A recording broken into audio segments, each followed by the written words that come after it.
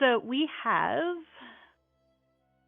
Pearl, who is a cartographer, and we have Jerry, the fisher mouse. Jerry the fisher mouse.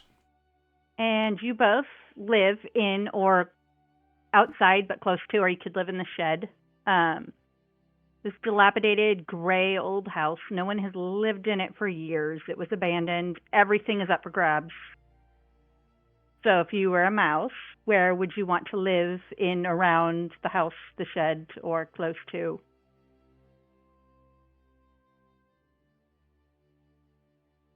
I live in a drawer that is You got slightly a drawer. tilted, unfortunately. And part of the drawer is dry rotted, so it is a bit of a low rent situation. And I work to make maps for all of the mouse guides and tradespeople that come and go to keep them safe. So I live like in an economy, like one room flat type situation. I would say I'd live in a shoebox where the corner is like just been chewed off, and I just basically just block the entrance with like this uh cloth that I found, just with like makeshift door where I just stash everything, so my belongings in one corner essentially. Nice, a shoebox. Okay. So you are mice that live in this old Greyhouse, the Greyhouse as they call it. It's peaceful, it's quiet. You are under the leadership of Mr. Longwort, who is the lead mouse due to seniority and his wisdom. He's been running this house for a while. And you all have sets of rules you must follow as mice, because you are in an agreement with an owl, the great wise Mr. Ocox. And as long as you follow his rules, all will go well and you will have peace. But you have to get his permission before doing anything outside of the house.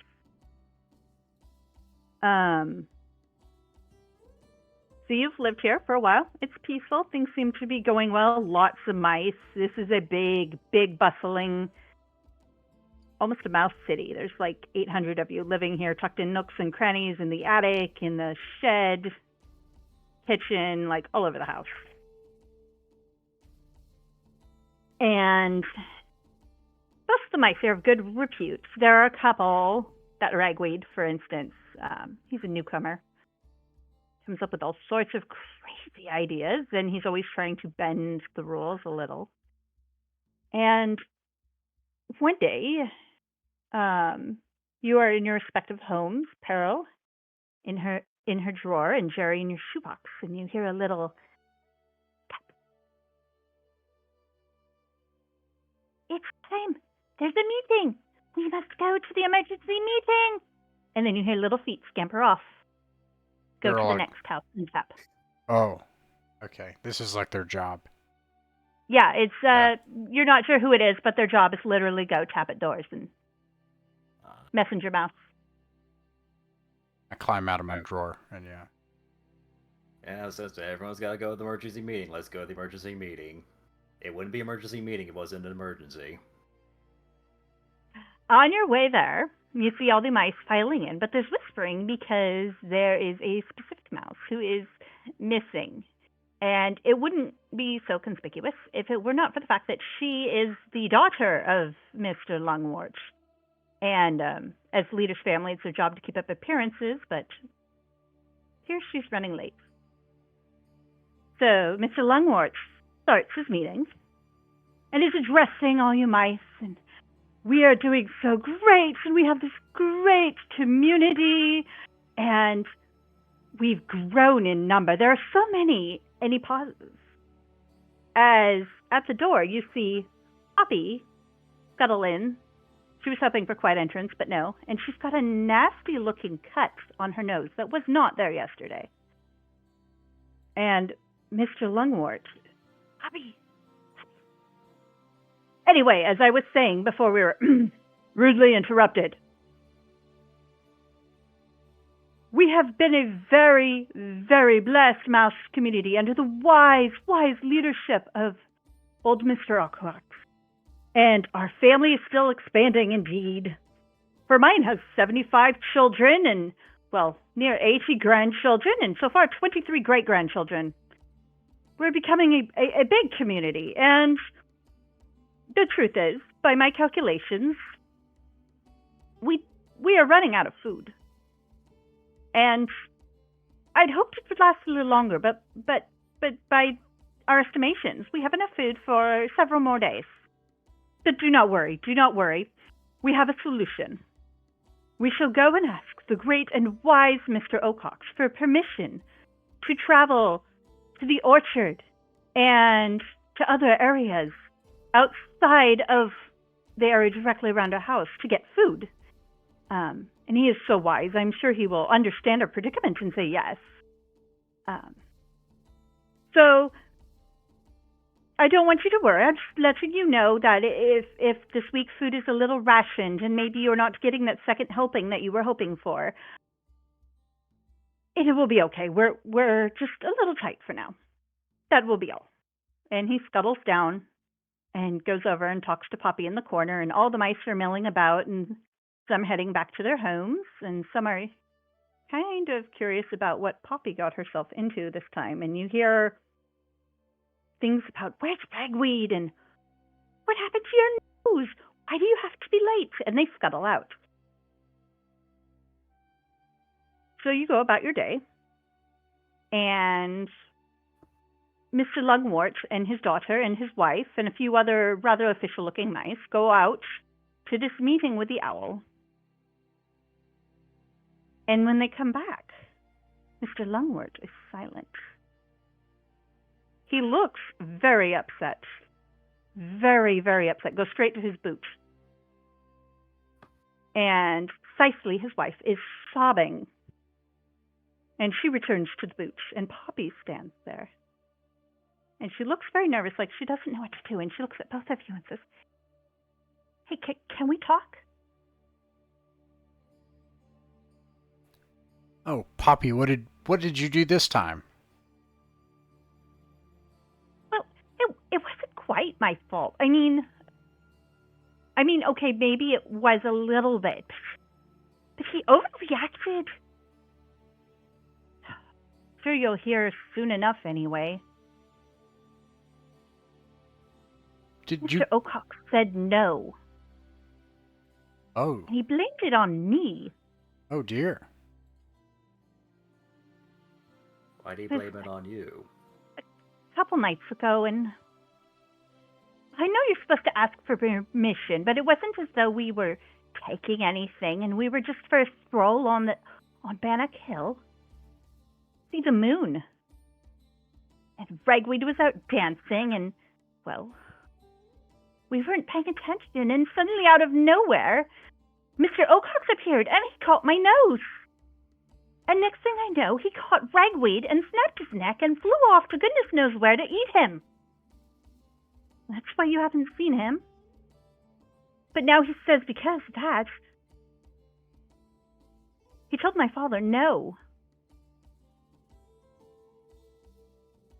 I feel that as though maybe I had a little something to do with it. I should try to fix it, but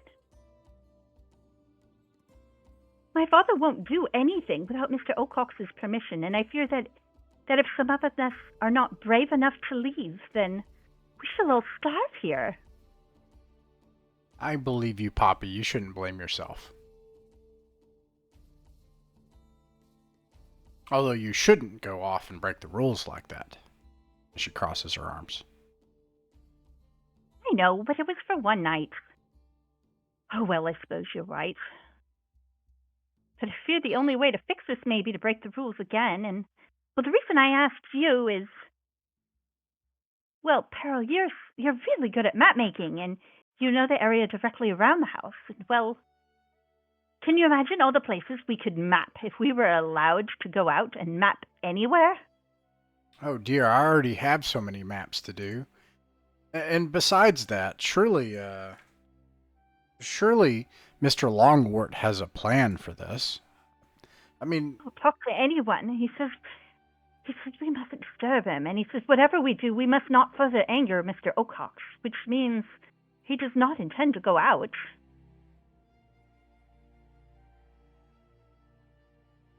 Mr. Longwort doesn't plan to do anything about this?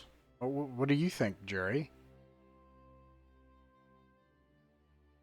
I say, well, he's already mad at us to begin with, and we already in a bit of a jam as it is with just low food. So I say, why not? I mean, like as far as like Poppy getting in trouble or everything, I say the only reason she's in trouble is because she got caught.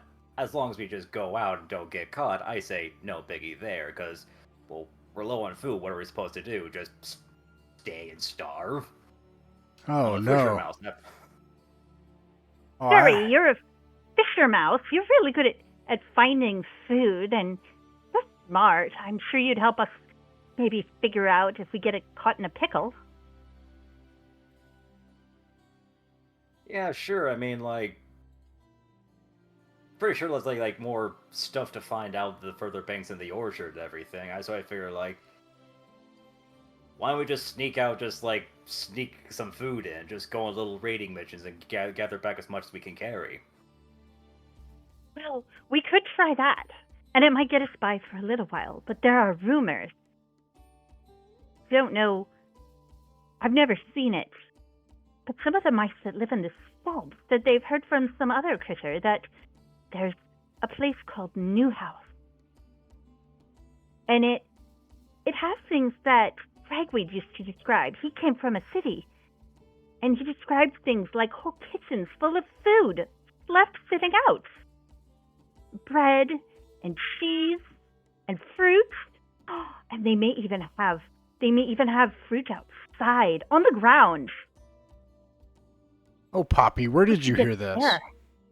It was from the shed mice. The shed mice? They're mostly reliable. Oh no, the shed mice. They're gonna spread that rumor all over the house. Oh my goodness. There's gonna be mice that are gonna go and try to get that food. Well, and Unless we will be as get there prepared as first. that. Exactly. Jerry's on board. What do you say, Pearl, will you? Well, I can't let Jerry get in trouble about this, and besides,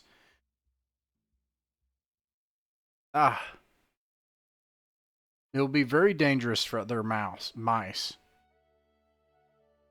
And if Mr. Longwort stays in the boot, I think with this rumor circulating, there are going to be more mice go. Maybe I could help make maps and maybe help them find the safe way there. That would be very helpful. And then if we get lost. Well, you seem to have a good knack for directions. Oh gosh, I hope we don't get lost. I hate breaking the rules.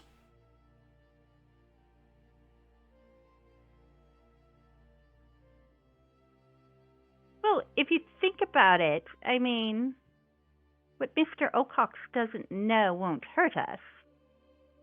Like I said, it's only if you get caught that's when you're in trouble. As long as we don't get caught, we're all safe. Pearl pulls her petticoat closer and just shakes. She really hates it. It's very uncomfortable breaking the rules. But obviously she consents.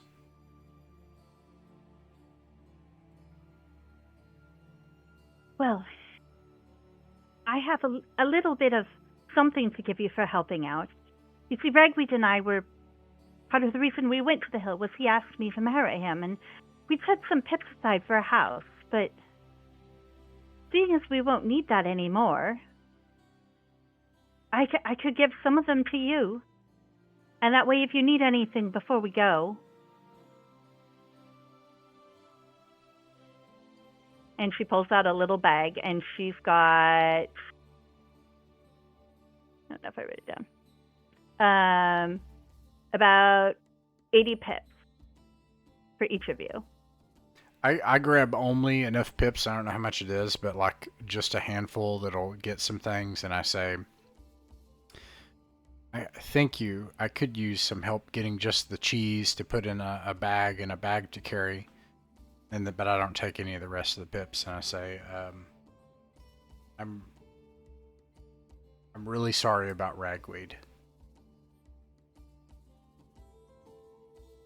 Jerry will go and take his full amount of pips, and he'll basically just like He won't like he'll just get like just containers and things, be able to help carry out stuff. So he'll get like a large bag, everything, and he'll just get like some things like to fix up his net essentially. So he's planning for like a long haul essentially.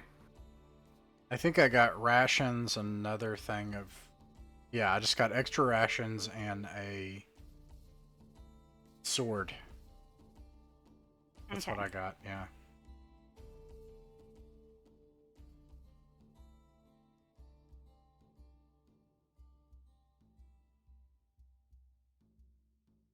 All right. So I'll let you get what you're going to get tonight, and then we'll go to sleep. And then early in the morning, maybe a little before breakfast, we can set out. And the other mice won't notice. And it'll be after Mr. O'Cox is hopefully asleep.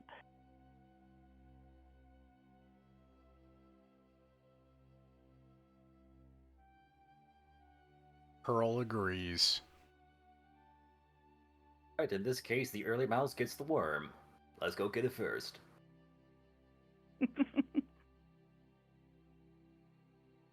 Okay. And I am trying to check real quick, except I can't find the page. Was it 2 turns in a day or 3 turns? I know I should know that. Please use this turn tracker thing. I think it's... In a day, I think it's 4 watches. And every watch has 3 turns. Okay. And there are... No, I'm sorry. There's 1, 2, 3, 4, 5, 6. There's 6 turns, like to an hour or something, and 6 hours to a watch. And there's 4 watches a day. 6, 12, 24. Yeah. So 24 turns a day. Because there's like morning, afternoon, evening, and night, or something like that. Okay. All right. Okay, so we are going to...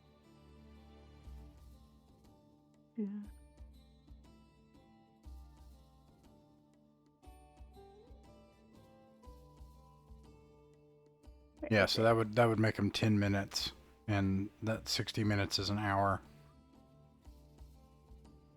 6 hours is a watch.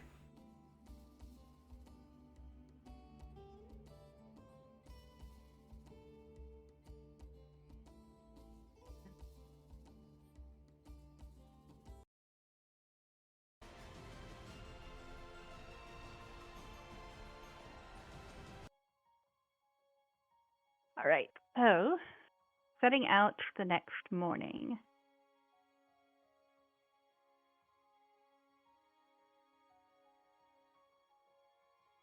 Oh, and Heading out. if you're changing scenes, you'll have to move the player banner. I don't know if you're changing scenes. I don't know how to... In the top, it says page toolbar, and when it drops down, there's like a player banner. You can click and drag that to other scenes. That'll move us to the scene. Oh, sweet. Awesome. Thank you. There, did that work? Yep, there are big flowers towering up above me now. Bright orange flowers. So, Birdie took a bunch of these pictures, by the way. Some of them. Around the Greyhouse, which Pearl would probably be most familiar with as a mapper, is if you go to the... You can't really go to the south, or there's a little bit to the west, but it's not much. It's just an old field with really thinned grass. And then to the west is what used to be an orchard, but it's been abandoned, so it still grows fruit, but it's kind of a wild orchard. And then if you go to the north, you have to cross the tar road, and there's Bannock Hill. And that's about as far as you know. Is the tall road in the same place as Bannock Hill? Bannock Hill's right on the other side, or is it like The tar road kind of tar winds road? back and forth, and Bannock Hill is to the east of it. Okay. It's a big hill. There's one tree at the top, and a bunch of dead grass. So I'll ask Poppy. I have a compass, by the way. I asked Poppy, where have you heard where this house? You said that it's beyond the road. Is that right? They say if you follow the road, but that seems not the safest for us. They said if you pass beyond the forest, I haven't seen it much other than I know it's to the north or northwest from when I go to meetings with Mr. Ocox. He lives there. He lives near the new house. No, he won't go there. Oh, There's something that we're not even allowed to mention it in meetings. He gets all ruffled. wow. But it's beyond the forest in which It's beyond the forest. Mr. Olcox lives. And what did you say was east? Is that the forest you're talking about?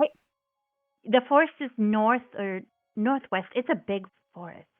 Oh, northwest. We only see a little bit of it, but as far as I can see through my little mouse eyes, when we cross the big wooden bridge.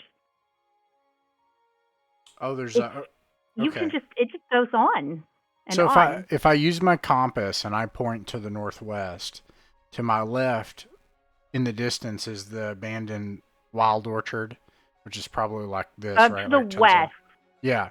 And so if I point to the northwest, then to the left, I would see that off in the distance would be like the overgrowth, right? Like towering above us. Yeah. If you're looking, let's see if I can doodle.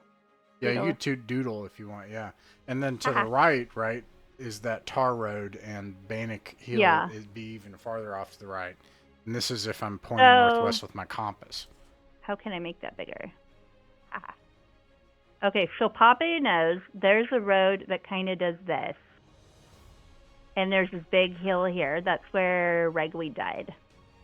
You guys live here. There's orchard over here.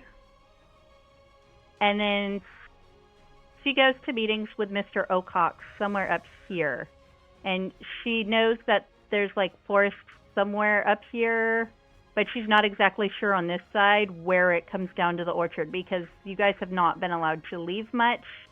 So you've been able to map from maybe the roof or whatnot, what you see. Okay. But she's been into the forest. Only Longwort's family was allowed there for specific meetings. So she knows the meeting tree is there, but that's not necessarily... She doesn't know how much of the forest she goes through. Okay, right. So the forest really kind of encompasses everything to the north, northwest, to north, to northeast. Mm-hmm. All right. Well, perhaps we can stay along the wood line until we get just to the edge of the orchard and then enter the forest. That might work. What do you think, Sherry? I don't know further than just the local, river I need to try, get food from, so I'll say, I'll go with the map maker on this one and just follow his directions.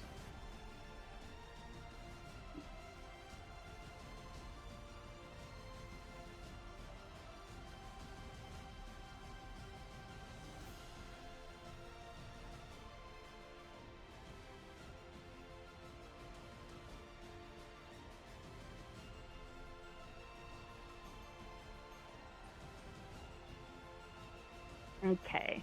So are we heading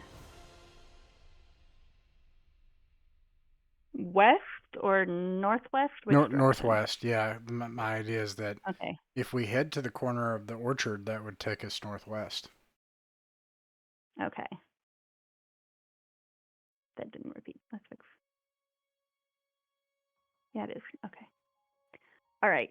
So as you're walking, the grass is really tall above you, and you see flowers. You can hear birds and the sound of bees, soft rustling of the grasses in the wind. It's summer, so it's a nice, sunny, warm day.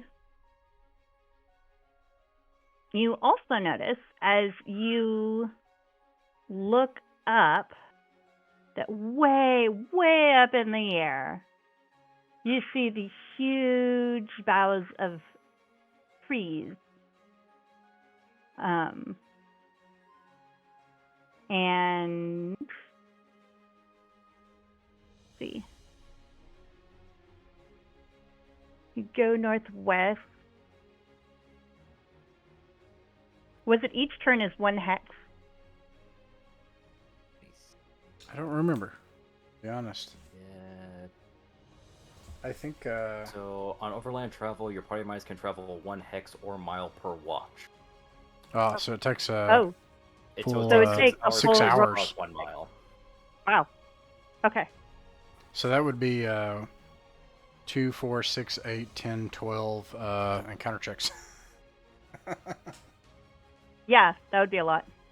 A mile's a long distance for a mouse. Yeah, that's true. We've never gone this far. Yeah. All right. So, and it's an encounter check for each one of the little lines, or the big lines. Yeah, every 30 minutes. Okay. So, you're walking through the woods, and let's see what we get here.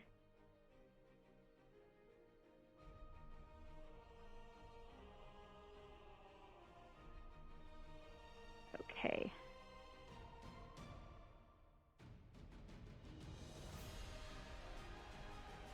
How long does it take us to get to the... You said we made it to the towering trees. How long does it take us to get there?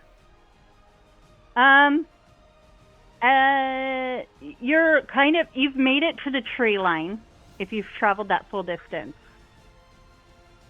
And you get there, and you hear a little chattering sound. Chattering? Did it take us like 30 minutes to get there? To the tree line? Roughly. So.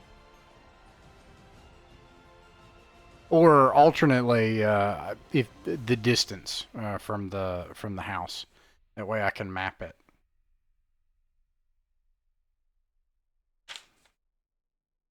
That's the one thing I've been trying to figure out with the hexes is the distance.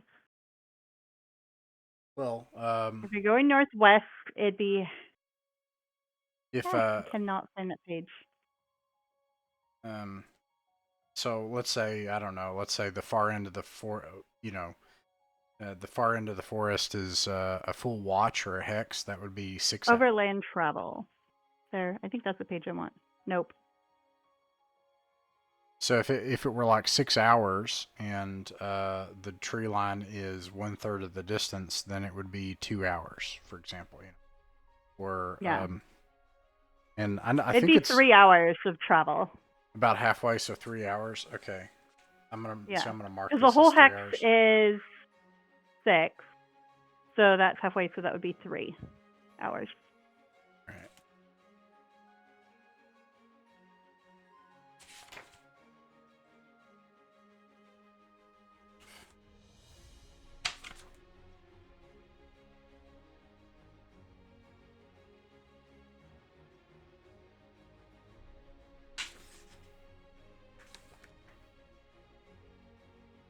Oh, 1 mile hexes, yeah. 5x5 map. Okay. It's page 21.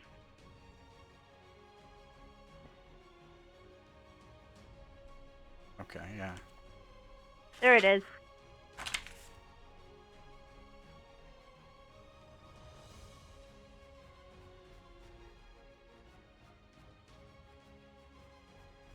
So I was trying to figure out exactly what a watch. I thought a watch was a full 6. Yeah, Or is you're it right. just Yeah, 3? 6 hours. Yeah, watch is 6 hours. It's basically an entire part of the day, like afternoon, morning, So yeah, evening, it'd be night. 3 hours. So 3 hours to the tree line. Okay. All right. Got. If you travel northwest. Gotcha. Sorry, I was. No, that's okay. I know the hex size. I wasn't prepared to deal with this. Yeah, no, that's okay. The reason is that way I'll actually go back and map it and have the distance and time and stuff. Okay. So I interrupted you. I apologize. You said we No, got you're to fine. the That tree helps with line. mapping. And, So you get up to the tree line and you hear a chattering sound.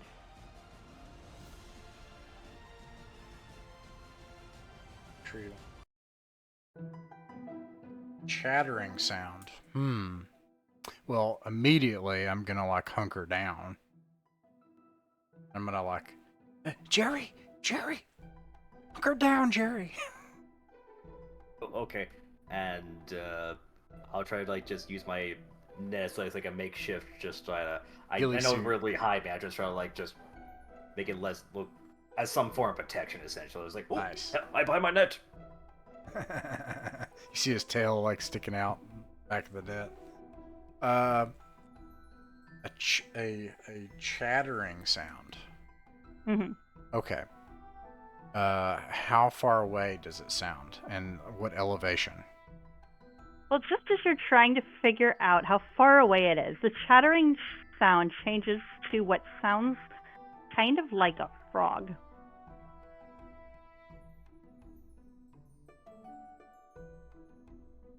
Must have eaten something.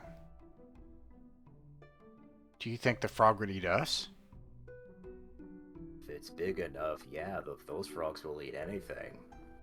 Maybe it could give us directions, though. I tell you what. What if... by the way, Jerry, what kind of weapons do you have? Like, what do you do? We should probably discuss this. We forgot. Well, one thing I know is like Jerry's not stupid. He does in fact carry a needle. He's got a little stone pouch to throw stones at, and of course he has his net. And besides that, he just has torches and rations. So he's keen prepared. Okay, I'm the same. Okay, but I'm really good. I have a 10 dexterity. Although that doesn't matter, you automatically hit, come to think of it. So actually, I'm the one that should probably poke at traps, because that's when it would come into play. So, since that's the case, what if you all, like... What if I started approaching this frog, but you and Poppy, like, got ready and hid and got ready to attack if you had to? That sounds good. Poppy's a little nervous, so she's kind of hiding in the back. But she's curious, so she's peering around Jerry, trying to see without... And she's got her little sewing needle kind of clenched tightly in her paws, hoping that it doesn't eat her. Yeah.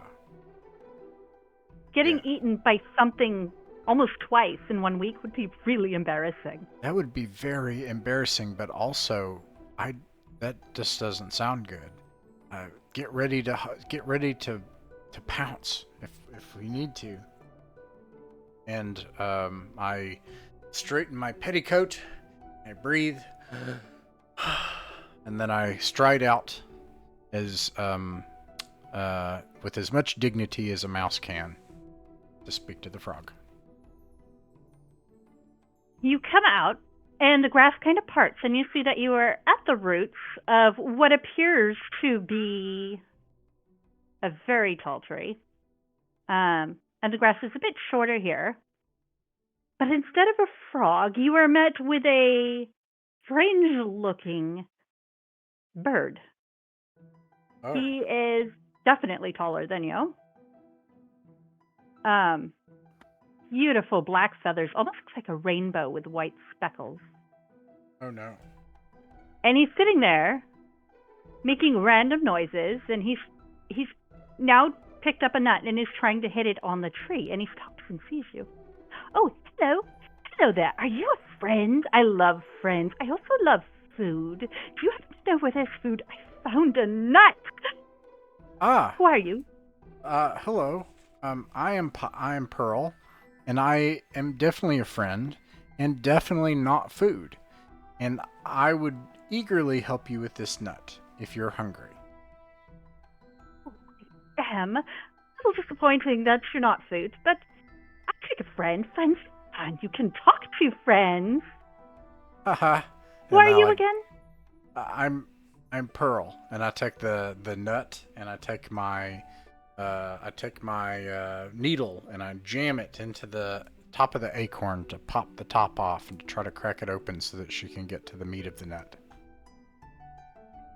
Oh, delightful, delightful. That is a nice party trick. Do you do that for all your friends? Yeah, I do. That's why it's good to be my friend. Yeah, and here you go. And I hand her the acorn with it's cracked open. Thank you, dear little mouse. Say, I almost feel like I owe you something for helping me. Aren't you a little far from home? I am a little far from home. Say, since we're friends, do you suppose that you could help us? Oh, I don't know. I don't know what I could do to help one like you. Well, I've heard that there is a house that a ways, and I point into the forest. Have you seen a house that a ways? House. A house. I suppose there is, but you know what's more delightful is they have this feeder, delightful feeder, and they put peanuts in it. They're so good. Have you ever had a peanut? I stroke my whiskers. What if we could help you get all the peanuts? All the peanuts? Well, that would be a lot of peanuts, but... Yeah, the it's Blue Jays might get mad at me, and I don't want the Blue Jays to get mad at me if they found out I was the one that got all the peanuts. Well, that just wouldn't do. Oh, no, that would not do at all. But, you might like some, wouldn't you? I think. Oh, I love peanuts.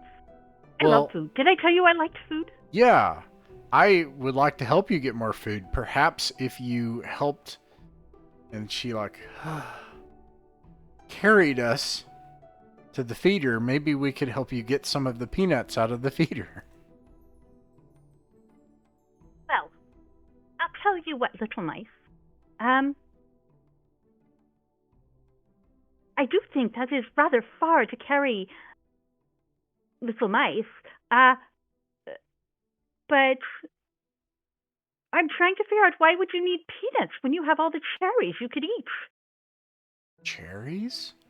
Well, surely you are from Cherry Blossom Grove, are you not? Cherry Blossom Grove? No. That sounds delicious. My apologies. I thought you were one of those mice. You do look rather similar. I can't tell you apart, but you know what I can tell apart is a good nut. Walnuts, peanuts, pecans, so many shapes. Mice, not so much. Well, if it's such a long ways to carry us, I understand. Perhaps you could point us in the right direction of the feeder. Feeder. And the the bird flutters up to the top of the tree, and you can see it kind of looking as the tree sways in the wind, and then it flutters back down. I cannot tell very well from here. The forest is quite thick, but I do believe if you continue northwest on your path, you should get there. I bring up my compass and look. Oh, okay. That's so very if helpful. you are not from the Cherry Grove, well, maybe you should find them helpful, and they may give you more information. They are due west of here, I do believe. 5 minutes as I fly, but I'm afraid as a little mouse, that's a little farther. Yes, maybe we could go there first, and yeah, that's a good idea. Well, what's your name? name? My name is Sir Piper. Though most don't call me Sir. They just call me Piper, or Sir Talks a Lot. But we don't talk about that because, well, there's more important things to talk about, like food. And, anyway, what were we talking about? Well, I shall call you Sir Piper. I interrupt him, and I bow, and I flourish my needle in a salute to Sir Piper. And I think that your love of nuts is lovely, and I don't think you should be ashamed of it at all. And I'm glad that I was able to help you with this one. And I hope we cross paths again. Well, thank you, Little Mouse, and Sir Little Mice. You look quite delightful. I shall go back to my nuts and my cherries, if you don't mind, but I do bid you farewell. And remember, the house would be northwest of here, I believe. I'm not 100% certain, but I think. And if you are headed towards the other mice, well, they are west. Just go through the trees. You may run into some of them. They do sing while they harvest fruits. Okay. I bow, and I return to everybody else. And I tell everybody else, that was a lovely but very talkative bird. And he didn't eat me, so that was good. And there is a mouse village to the west that is probably at least a half day to a full day's walk at our pace. But perhaps we could go there first and then to make the journey across the forest north. And those mice might be able to help us. They apparently have delicious cherries. Oh, well, if there's food, that sounds better than, stale cheese and cracker crumbs. I agree. Plus, Plus, it's a then good we place won't have to... Oh, you go ahead, Jerry. I will say it's a good place to hunker down in case we need someplace to cover for the night, because, yeah, when the night comes out, we might have the chance of running to the owl. At very least with the other mice, we don't know what connections they have, but, hey, we're fellow mice, we should be able to get along. Yeah. Right. I look at my compass and I point the direction of west.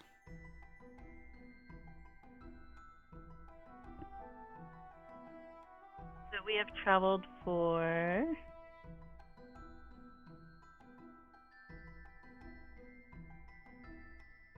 We traveled for 3 hours. So if you go in that direction, are you just wanting to travel till you get there? Yeah. So it'd be 1, 2, 3, 4. And I listen for singing mice.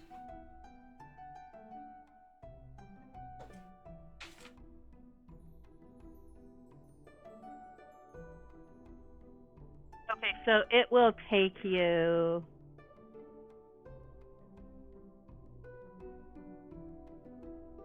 It looks like 1.5 watches to get there.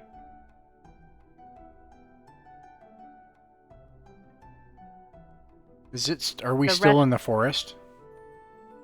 You're not technically in the forest, you're in an abandoned orchard. Oh. So there's trees the trees are spaced by a lot. You can definitely see a lot of sunlight. There's a lot of grass, a lot of flowers. And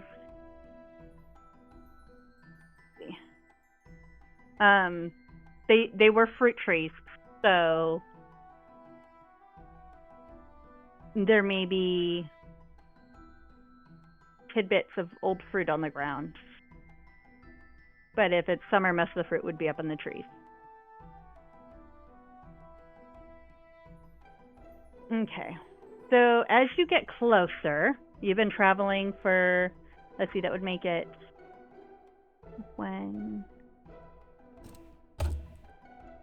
it'd make it 12 hours. So it'd be coming towards evening now. And just as the bird said, you do happen to hear the sound of singing. Let's see if I can pull it up.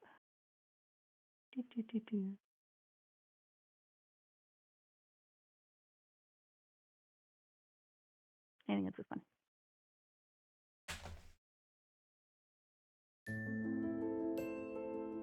Yep. So as you get closer, you do hear the sound of singing, but it's not coming from the ground. It's coming from way up in the air. It's very faint. And you think if you can squint, you see tiny little mice up in the trees with little baskets.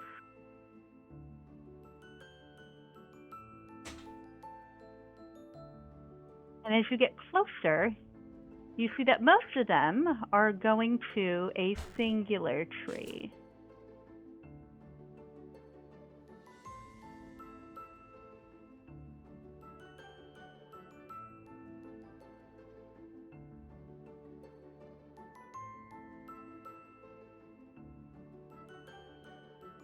Whoa. That's a big mouse tree. That is a big mouse tree. There's one tree that is quite hollow inside, and they have turned it into, kind of their little city and place to stay for travelers. It's very inviting. It smells delicious just coming close to the tree. And a little mouse on the ground who's scurrying around with a basket to pick up any fruit that's fallen from the tree mice notices you and pauses and just kind of stares at you in shock, as if you've forgotten how to talk. You said from the bird this took 12 hours heading west? It took you guys, your full day so far has been about 12 hours. For the bird was like, oh, it takes me 5 minutes to fly, but I don't have to walk. So it takes 9 hours? It takes about if you count from where you were, it took about 12 hours to get to the... From the bird, it's 12 hours? Yeah. Okay. So we've been out for 15 hours? Mm-hmm. Gotcha. Okay. And it's summer, so daylight's longer, so you lucked out. Nice. But the sun is probably getting close to the setting point. I'm going to toss the ball over to you, Jerry. I think I feel like I've hogged the spotlight. Yeah. So Jerry will try to break the ice. He'll wave his paw, try to be a friend. It's like, "Hey there, friend. Sorry, we won't mean to scare you or anything. Tell me, what is this place? Who are we? Whose place is this? Who are you?" I was shocked, a little shocked. That is all. Where are you from? I don't recognize your clothes. You've reached Cherry Blossom Grove. It's lovely here, but you almost look like when they talk about the mouse from Greyhouse. Your clothes are different, but you're a mouse. We don't get many visitors here except for the traders that visit. Well, it's funny you mentioned that. We are actually from Greyhouse, actually. We decided to venture out a bit forth as we don't really have much lay of the land here. And right now we're just trying to spread our feet a little, trying to figure out what's around us and be neighborly to our fellow mice friends here. So you probably we never met before. Well, it's a good time to start now. So greetings, I'm Jerry. I'm a fish mouse. May I have your name? Yes, you may. My name's Plum. I'm afraid my manners have been very bad. My mother would be cross. My name's Plum, and welcome to Cherry Grove. And well, I see you're visitors then, so you're probably tired, yes? It could be worse, and I'd hate to be a burden, but I don't suppose there would be any room for, at least for tonight at the very least, for us to have some to sleep here for a while, and we'd be willing to help out whatever like chore we can to earn our keep here if that needs to be the case. Oh, somewhere to stay. Um, well, seeing as you don't live here, you wouldn't have a house, so you would have to talk to Miss Blossom, but I could take you there. She runs a little, she calls it a bed and bed and breakfast, I think. Just a little place to stay, and you get breakfast. I don't think she has any rooms out at the moment. We haven't had visitors recently, so she might have a room for you. And with that, the little mouse turns and starts heading towards the tree, but is looking over his shoulders to see if you're following. I do. All right.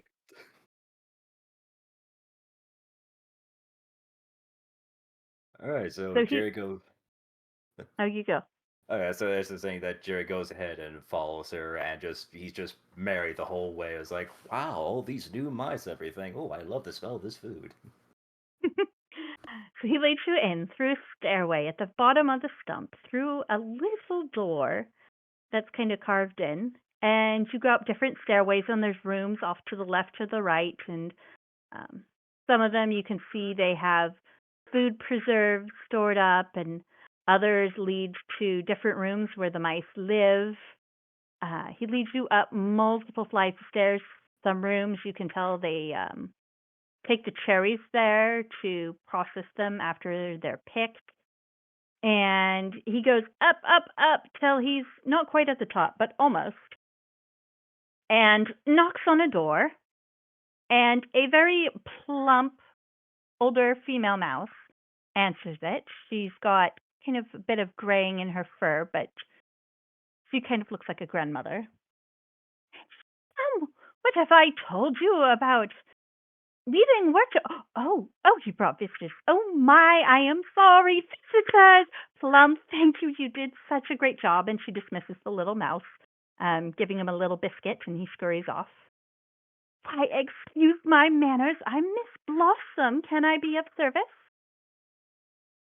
Well, I certainly hope you can, Miss Blossom. May I say, you look just lovely. I've heard of your name, and I thought, like, wow, that must be a beautiful mouse. And I must say, I am astonished.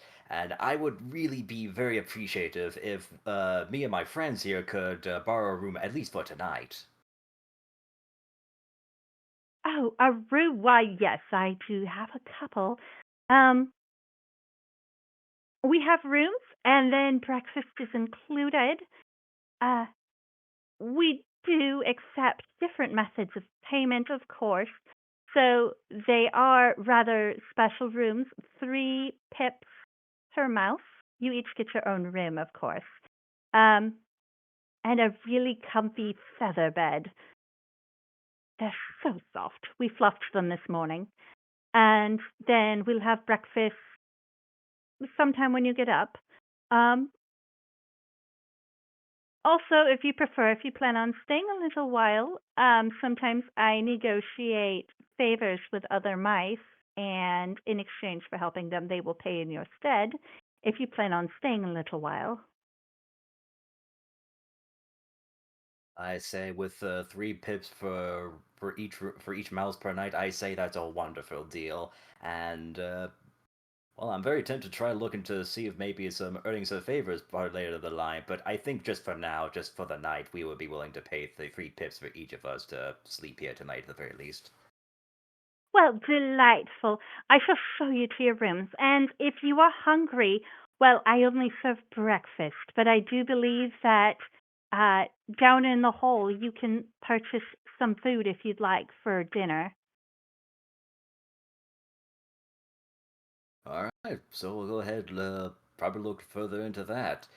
Uh, I'm just trying to think of anything else.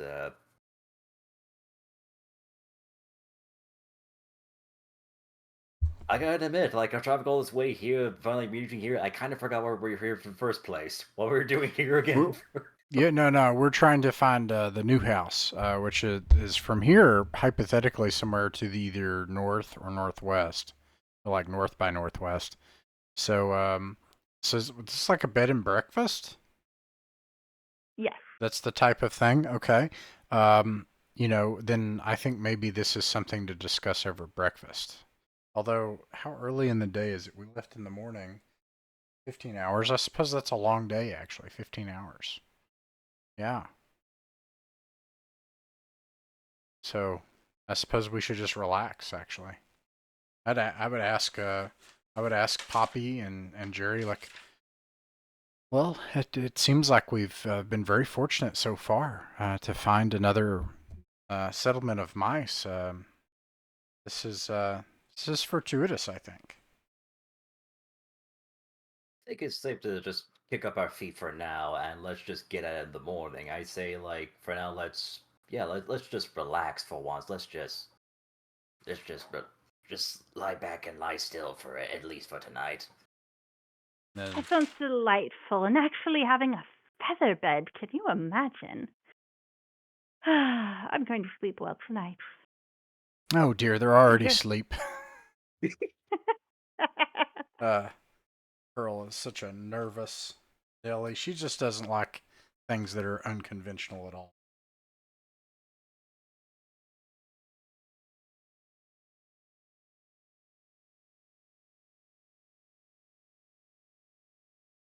Okay, so are all our mice asleep? I think. I'm not going to do a roll for an encounter at night because you're sleeping in a True. bed and breakfast. Yeah. So you all sleep peacefully. The rooms are relatively quiet, a lot softer and quieter than it would have been outside. And you wake up feeling refreshed and rested and very hungry.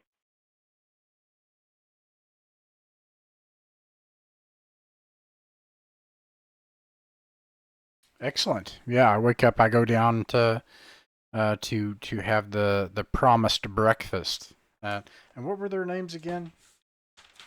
The bed and breakfast owner is Miss Mrs. Blossom. Miss Blossom. Miss Blossom. Ms. Blossom, and she's an older, sweet, grandmotherly type mouse. And then the young mouse that you met earlier was Plum.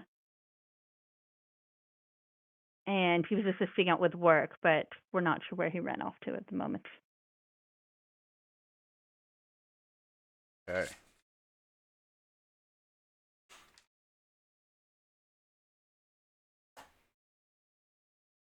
Okay. Yeah. So if Miss Plum is here, I say, "Good morning, Miss Plum." Oh, good morning. How did you sleep last night? Oh, it was heavenly. Why, it hasn't occurred to me that I've been, well, sleeping at on a slope for so long now. What a nice bed would be like. Well, I am so glad you liked it. Are you hungry? Oh, yes, please. Oh, we are famished.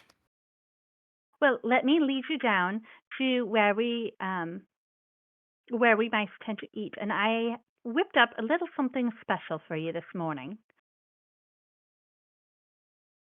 So she takes you down the stairs, pretty much all the way down, almost all the way down, second level, and seats you down at the table and pours you all a glass of juice and brings out these fresh, hot, little berry blossomy tart things covered in little tidbits of like a honey drizzle that's crystallized. And they're just crunchy and hot and fresh out of the oven. Oh man. Oh man.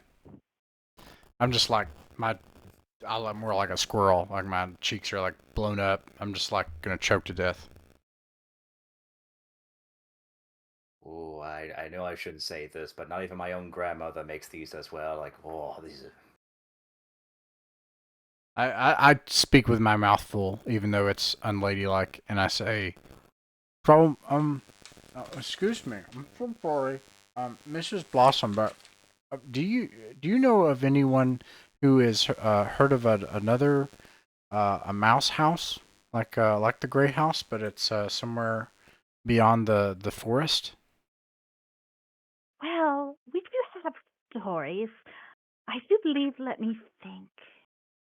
I think it was one of the traders we had one time who mentioned it.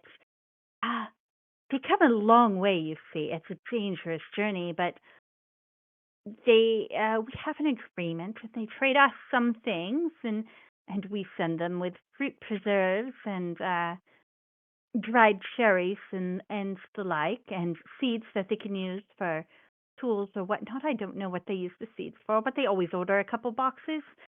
Oh, anyhow, I'm getting distracted, silly me. Um, yes, they are from somewhere up north.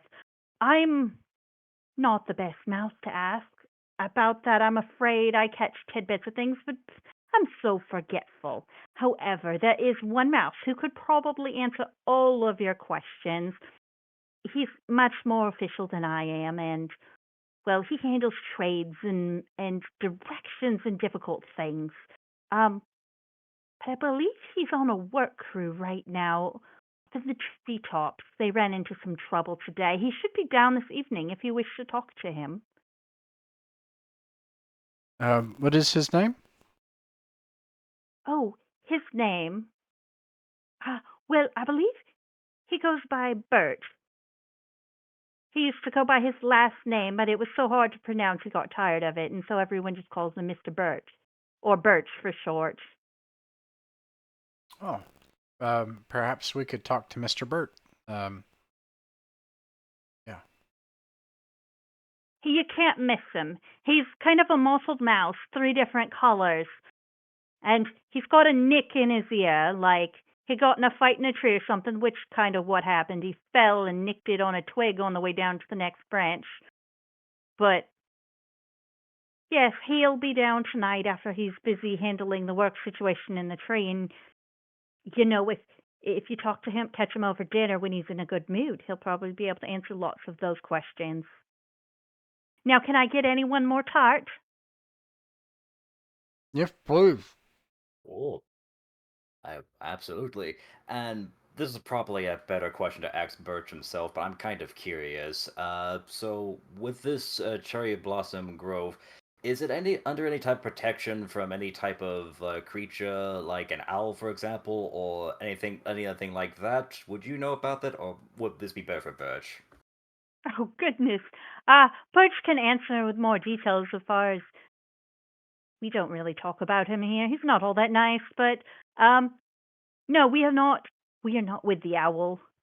I don't know why Greyhouse does. He's not a very nice owl, and well, a mouse is a mouse, an owl is an owl, and I don't think paying an owl anything will make him not eat you if he's in the mood, if you get me. No, we mostly hang out here. We've been pretty fortunate so far, and the mouse and the treetops are in most danger, but the rest of us just hang out down below the tree and haven't had many problems as long as we're careful of them things up in the sky. Yes, we do get you. Uh, well, uh, what do you think? I throw a couple things out here, Jerry.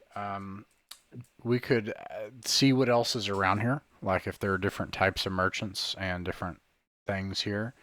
And we could also,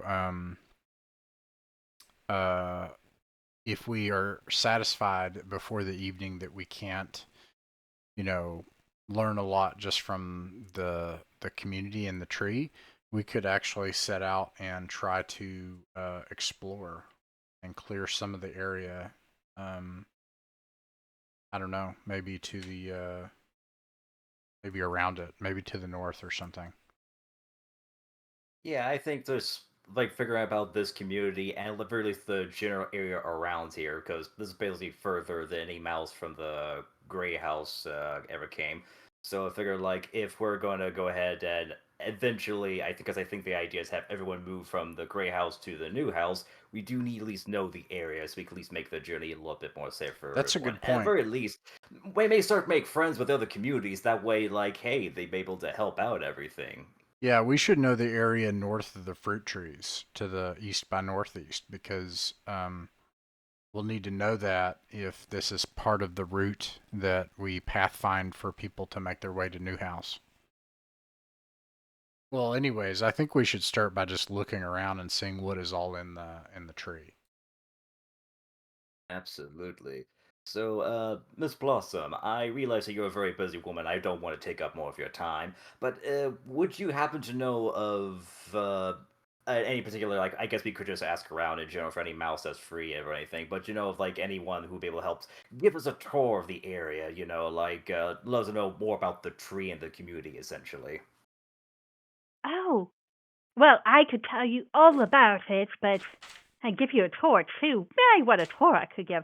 But I'm afraid with these dishes, and I've got to pack lunches for those mice up there. It's part of my job.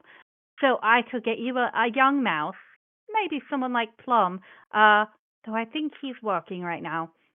Find someone else who could maybe give you a little mini tour.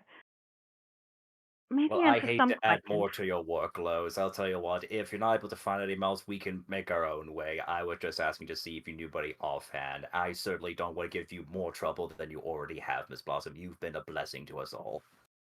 Well, I tell you what, you find a young mouse in the hall and offer them a pip or something, well, they'll be more than glad to give you a tour any which way in this tree. Thank you for your hospitality, Miss Blossom. I do thank you. Will I be seeing you again tonight? Yes, certainly. Well, your beds will be fresh and fluffed Ooh, and waiting for you when you come up. nice. And she scuttles off to the kitchen with the dishes.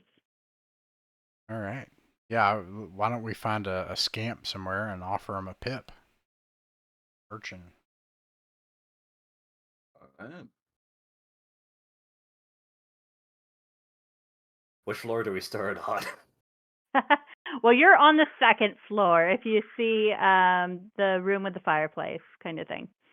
So this tree is like 5 or 6 floors and potentially a basement. But you're on the second. Yeah, I totally do that. I look for some kind of erstwhile mouse child, and and I go up and down the stairs, see if I can, you know, unless there's something that's just completely open, inviting, or something that has a sign on it, and then I'll ask around more.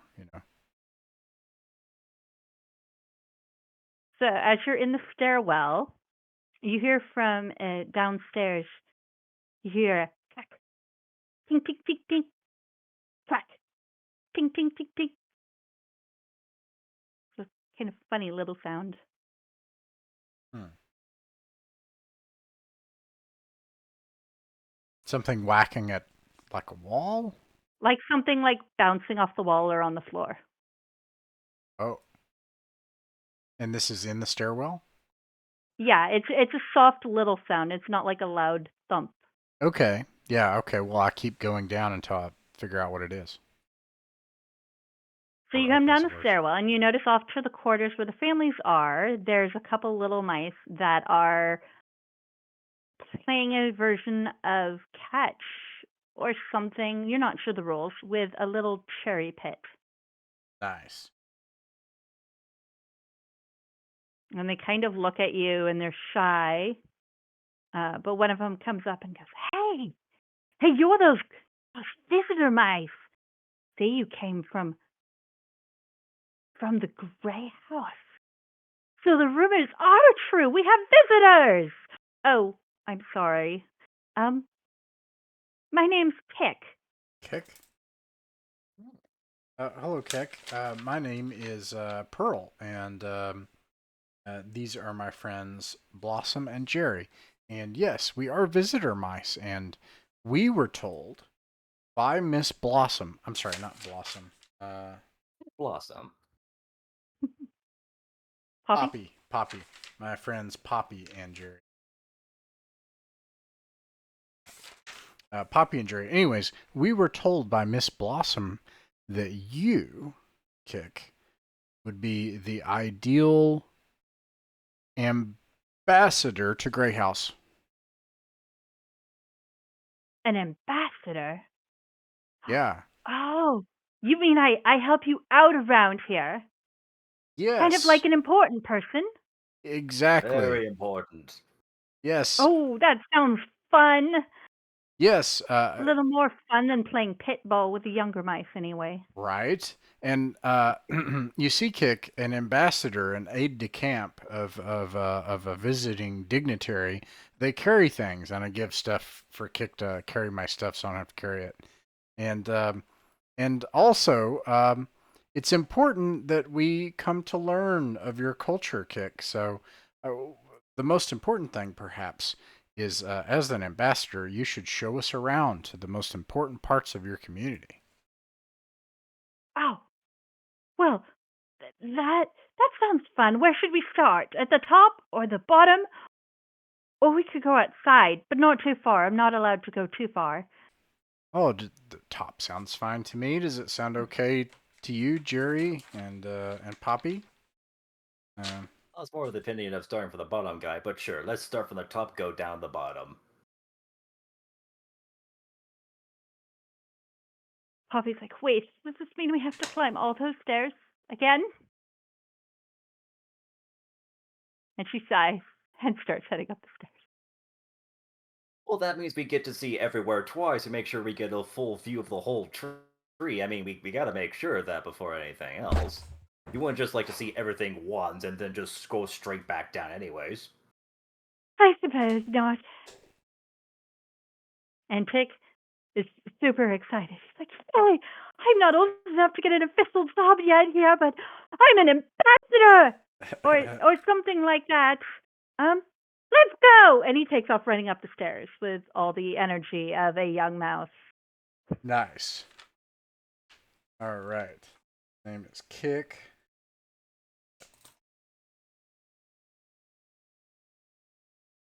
Mr. Burt. It's Blossom. All right. Yeah, I'll follow Kick. Okay. Well, Tick's already he's just going full bore up the stairs, going hey! And you're trying to keep up with him, wishing you had the energy. And oh my goodness, how many floors are these?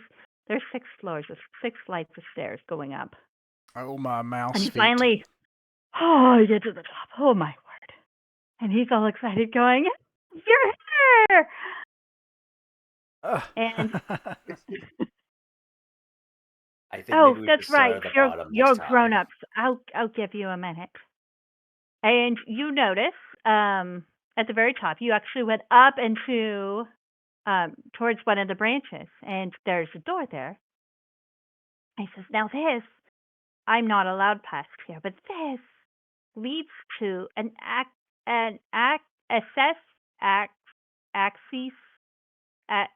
It leads to a point where you go out. My dad says only the bravest grown-up mice are allowed out there. They get the fruit in the branches. But that's as far in that direction as I can take you, and now we can go down." And he starts heading back down the stairs All towards right. the floor below. This is where we store mostly not food stuff. We have spare feathers and empty acorns that we can use for bowls or hats or cups or stuff. And we can get grass here and use it for weaving things, or those blossom petals. Those petals smell so good. And we can use them to dye stuff. There's a lot of stuff in here, but it's the not food storage.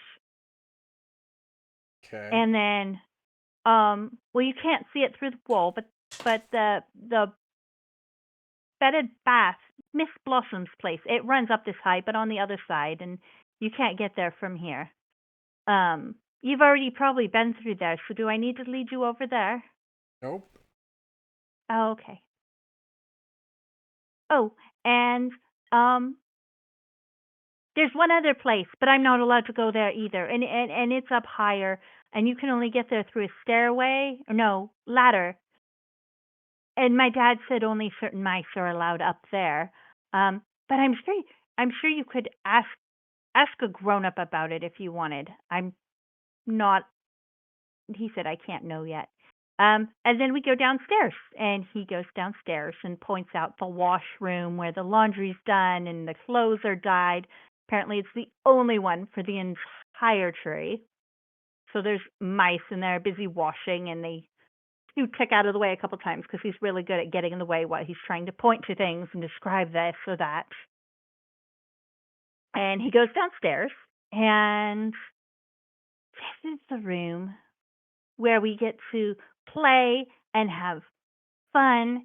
And he'd also do dances here sometimes, or well, right now it's set to sit and read, or in the winter we play games like on the floor or different things. It's the everything room. Nice. And there's different little books or knickknacks on the shelves around the room.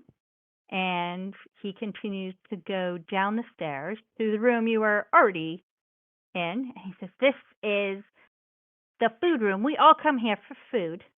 And of course, guests from the bed and breakfast come here too, but they get their food for free for breakfast. The rest of us, if we've been working or doing a job, we get free food. And if not, then we usually have to pay a little bit. But most mice here have a job, so most of us don't have to pay for food. And then there's the room where they do the dishes and clean stuff. And it's also where we get our boiled water. And this is the only room in the whole tree that they let us have a fire." And he continues down the stairs and points and says, "That room," and he's pointing down towards the room where all the food is. "That room right there is the pantry. And we used to be able to go in and look at stuff, but Dad says it's closed off right now because of some problem. And I'm not allowed in there. Only certain mice are in there. And you notice there's a guard at the door. Whoa.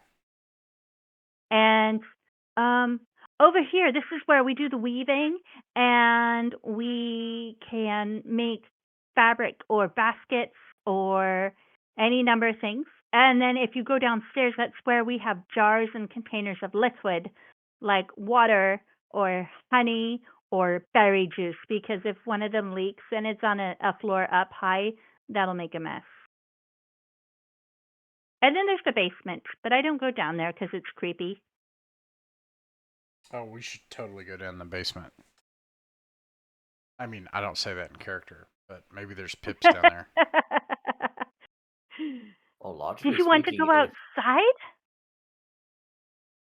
outside? What is outside? Well, I'm not allowed to go very far, but I could point to things I've heard about, or maybe Ooh. point up to things up in the tree, or just walk around the tree so you could see around the tree in case you're interested. It is a pretty tree. Have you heard of things beyond the tree? What have you heard? Well, we used to have a rabbit burrow nearby, and there was a family of rabbits, and they were the funnest, and we could ride on them, but then they moved. And rumor has it the burrow is haunted. But don't tell my dad says that, because he says there's no such thing. And well, the grass is shorter around the tree, so it's easier to see things. But you'll have to. My mom always says you have to watch the skies here, because the hawks during the day can see you if you're moving. And During I what can time? see you the workers. And he runs out and points and says, "Look!" And up in the tree, you see workers who are kind of using grass to tie themselves to branches as they reach out with little baskets and put cherries in them. And every once in a while, one falls all the way to the ground. Did you notice the mouse that you saw yesterday, Plum, is running around and trying to collect any fallen cherries into his basket? When did he say the hawks were a problem? Oh, when the sun is up. During the middle of the day? The hawks come out during daytime, and Mom says when the hawks are out, you don't have to worry about the owl. And then when it's nighttime, they go to sleep, and then you don't have to worry about them because it's the owl. They don't get along, and or something like that. I don't know. They're never out at the same time. Wow. But at least we don't have to deal with the both of them together. Otherwise, that would just be a nightmare.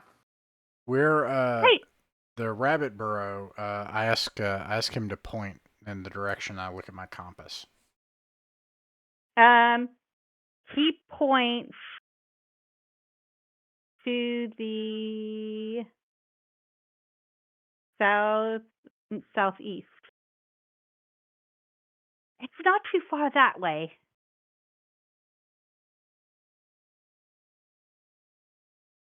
Well, you have done a magnificent job, and I give him a pip. Oh my, for me? Wow, you're the best ambassadors ever. Oh, Pip! I could buy honey candy. Oh, the other kids will be so jealous. Wait, am I done?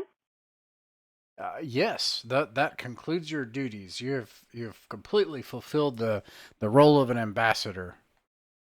And he Good salutes job, you and kid. says, "Thank you, Jerry. Thank you, Poppy. Thank you, Pearl. I'll be your ambassador. If you need me, I'll be inside.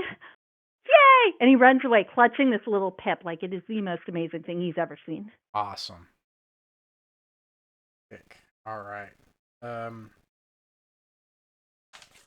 Let's see here. So I gotta get a little badge for him or something. He's gotta be an ambassador. He has to look important. So what time of day is it currently?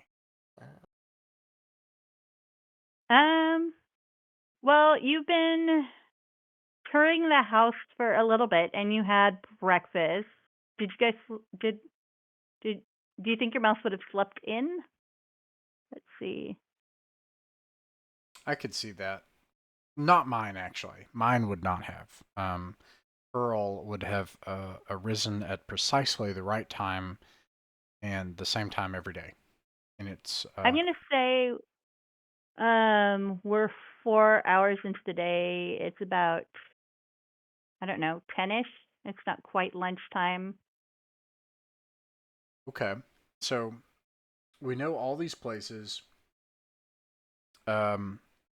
We could go into the basement.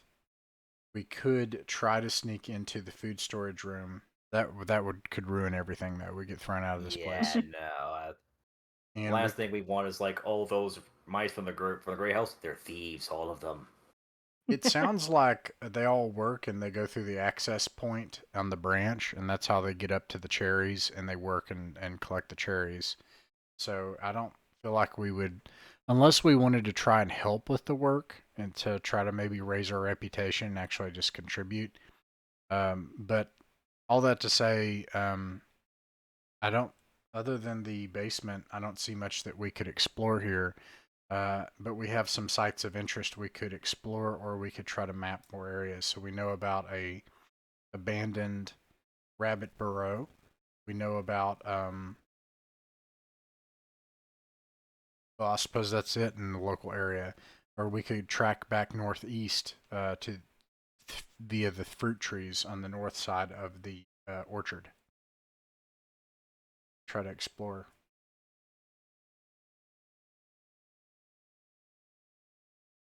Let's try to explore and see like what else is out there, and once we got as much information as we could, we come back to the grove and decide what to do from there, just to see like what else can we do like the next following day, essentially. Yeah. If we do one watch out and one watch back to the northeast, then that would be 6 hours. So that would bring us to just prior to the evening. And including, whatever, if something were to happen, it might then be evening when we return. All right. Oh, then we can ask Birch all our questions then. Yeah. How does that sound, Poppy? we do want to make sure that this route is safe for everyone if they're going to try to make it to new house.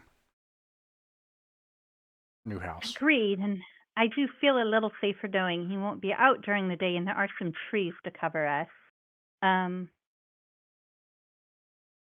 If we're going to bring the mice, we'll have to make sure there's a way that they're safe when we do it. Another thing eventually is we could, if we're really brave, we could try to negotiate with the hawks. That's our big gambit. Yeah, I'm not feeling that one. Yeah, Let's just... that's a big one. That's a big one. Max level mouse.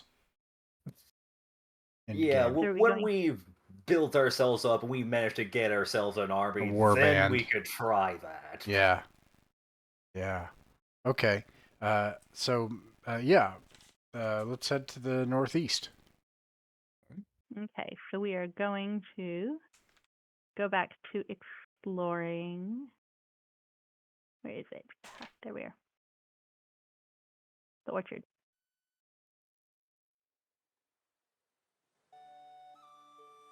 There we go. Okay, so you head out to the northeast, traveling through the orchard. Tall grass. Let's do this. Again, trees overhead. Let's see, and let's make sure I'm getting this.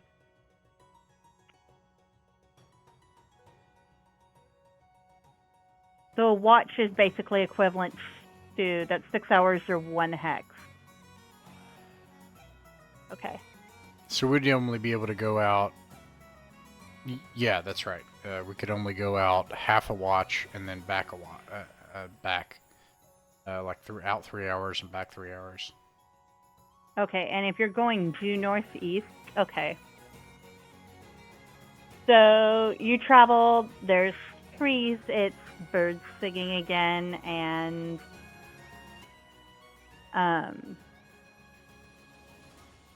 you go full 6 hours and nothing happens, but you do hear something, a sound that Jerry would be quite familiar with. Let's see if I can.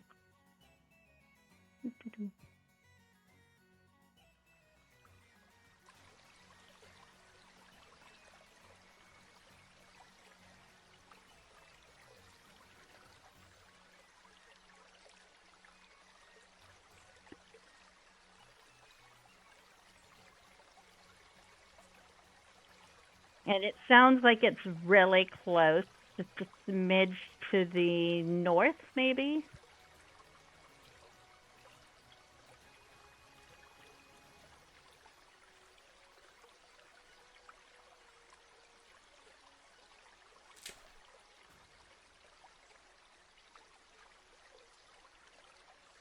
That sounds like water, Jerry.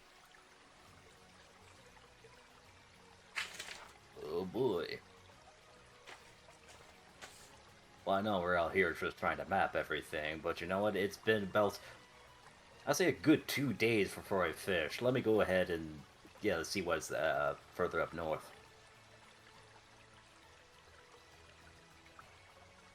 So you go through the trees, and you travel. It's not even an hour, maybe 20 minutes, and you come across this little creek that runs. The grass thins out and it becomes gravel, and it looks like it's not too deep.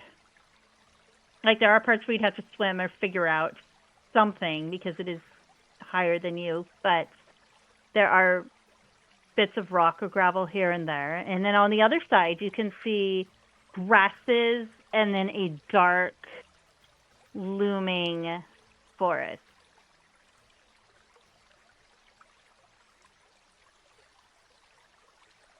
So we went northeast for 3 hours, Um. Oh, sorry. I have it at 6. No, no, 3 no. hours. Oh, yeah. You would still be close. Okay. You'd still be close. It'd be more like half an hour there, but yeah, you'd still be close Oh, we're half an hour away? because it runs through multiple hexes. If you go northeast for 3 hours, you'd be about half an hour south of the creek. Okay, I'm so guessing that maybe makes 20 sense. minutes. Let's say we go for 3.5 hours. I'm So sorry, three and a that's half what hours Jerry gets said. you to the creek. 3 hours northeast, and then half an hour north. Oh, okay. 3 hours. And in addition, on the other side of the creek, and this creek, what direction does it run from to? Like northeast to south or northwest to The creek is southeast? flowing towards the east. From the west to east? Yes. Okay. So it kind of meanders a little bit. It's flowing east here. All right. So we got a creek, and on the other side is a forest. And on the near side is the orchard, tall grass. Abandoned orchard, tall grasses, flowers.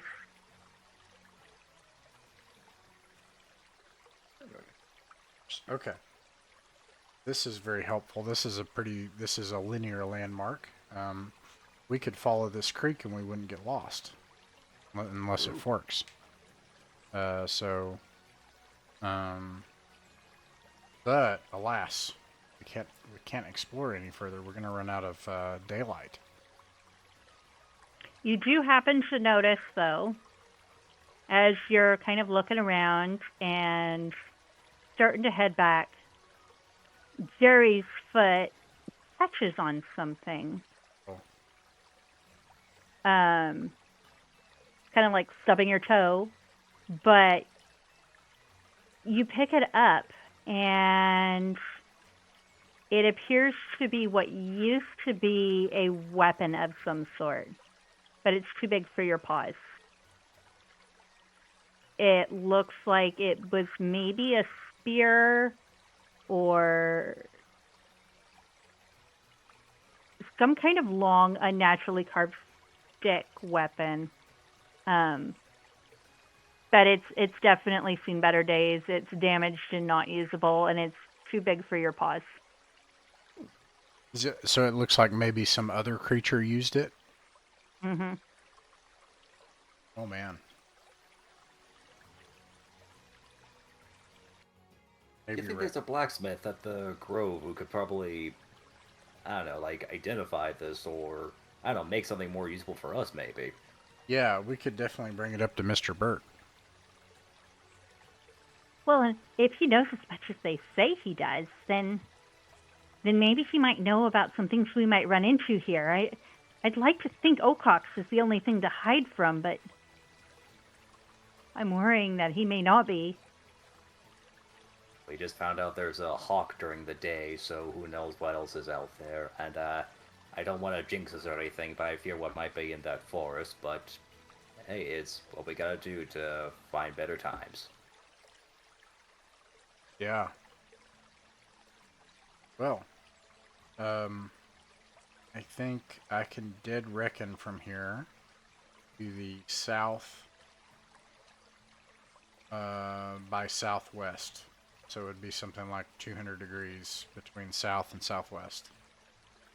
That should bring us back to the tree in about 3 hours and 10 or 20 minutes. Okay, Okay, so you cross through the grass and kind of backtrace to where you were, and you arrive back at Cherry Grove, relatively well unharmed, and find that it is, let's see, that was about 7 hours.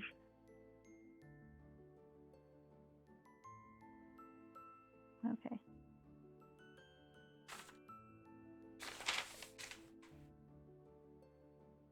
Okay. I'm trying to figure out telling time with this. So you guys left it around 10 a.m., so that would put it around 5, I think. Yeah. So it's getting close to dinner. You can see the mice are still up in the tree, and Plum is still scurrying around on the ground. His basket looks emptier than it did this morning, so he's obviously been trading out baskets as he gets cherries.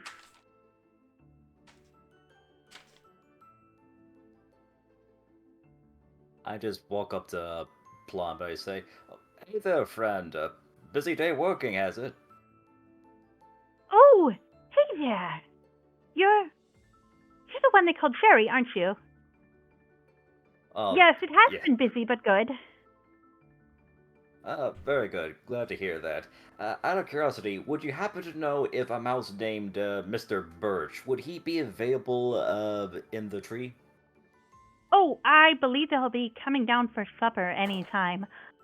We should stop at 5, and, well, I'm not sure the time, but I stop when they stop. So it seems like it would be soon.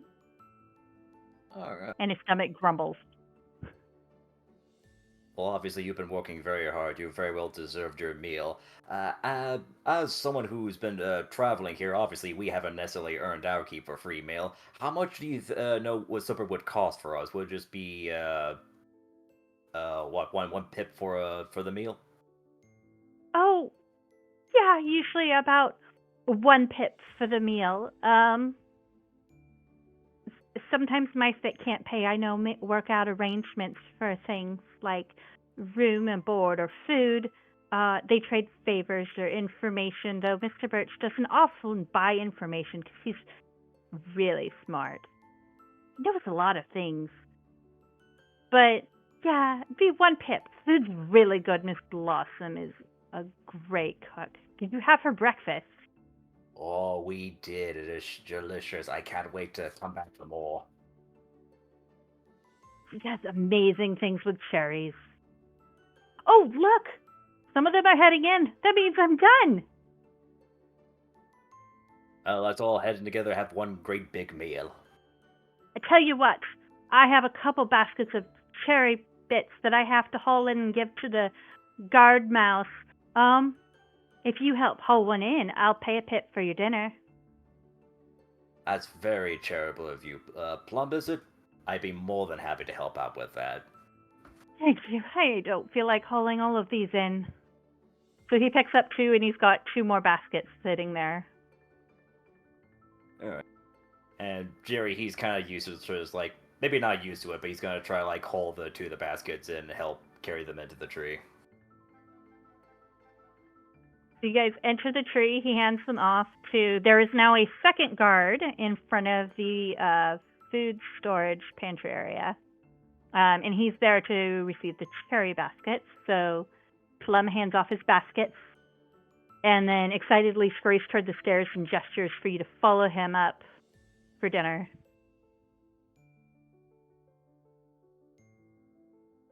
All right. Let's do it. All right, so you get up. Oh, sorry. I was just gonna say, like, I asked Plum, like, so what do you think that Miss Blossom makes for dinner? Ooh, who can say? There could be cherry soup or cherry stew or cherry pie or cherry dumplings and she keeps going. I didn't even know you could make cherry into other things. This is just a new world for me.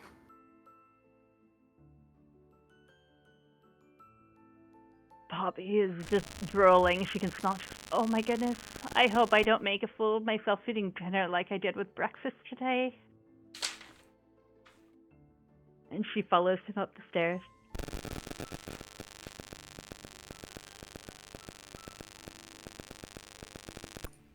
So when you get upstairs, Miss Blossom is waiting table still. This time there's a lot more mice because she's got a couple helpers, and she comes over. Good to see you. Glad to see you. Plum said he's paying a pip for you, so it'll only be 2 for the 3 of you. take it you're quite hungry after your venturing today? I give one of the two pips. Oh, Poppy gets famished. another. Oh, we're not as hungry as good old Plum here, who's no doubt worked far harder than any of us here. But it would be great appreciated if we could have some food for the night. I'll be right back. And she scurries off to the kitchen and comes back with little acorn caps. And inside they have roasted chunks of acorns and some other nut that you can't quite identify, all roasted up, and a thick cherry sauce dribbled over the top. And then off to the sides you have a lovely little dandelion leaf salad with a cherry dressing. Nice. I don't even know what this is, but I'll eat it and it looks delicious. My mouth's full again. So, whose lad is Kick? Pardon, says Plum. Oh, excuse me. I try to swallow. Whose lad is Kick? The little lad. Oh. I do believe he's what's his name? Oh. Oakleaf, his dad. He's Mr. Birch's brother.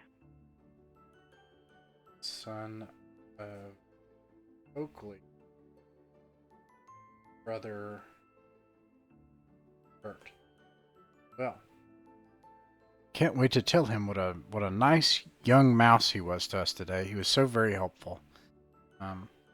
In fact, everyone here is just so incredibly kind. Well, we try to work hard and be kind. They say if you're kind to others, they'll usually be kind to you. It's usually our motto, and maybe that's why we don't have many problems with most other things around here. If you're nice enough to them or find some way to help, then they leave you alone. Or maybe friendly. A very mousy way to live. It is. Granted, there are some, like the hawks. They don't like cherries. It's a pity. The only thing we can do with them is throw them at them. Well, there are some creatures you can't really reason with one way or the other. So we were hoping to speak to Mr. Burt, because we might be considering opening some trade ways, maybe out here for some cherries. Oh, trade? Well, we thought about it before, but we told we can't. You see, that owl that you guys work with, the Greyhouse mouse said we're not allowed over there because of the rules. Well, I'm so sorry to hear that.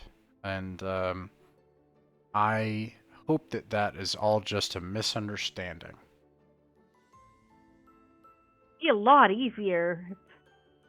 If there were no owl, then you guys wouldn't have to listen to him, and then we could maybe be trade friends. Cherries are so good. They are Except for so the good. dandelion salad. Do you want my salad? I don't get dessert unless I make it disappear, and it'd be easier if someone else did it. It's already, she looks down, it's already gone, and my mouth's already puffed up. I'm sorry. And Jerry's like, oh, I'll help you. Oh, well, okay, obviously.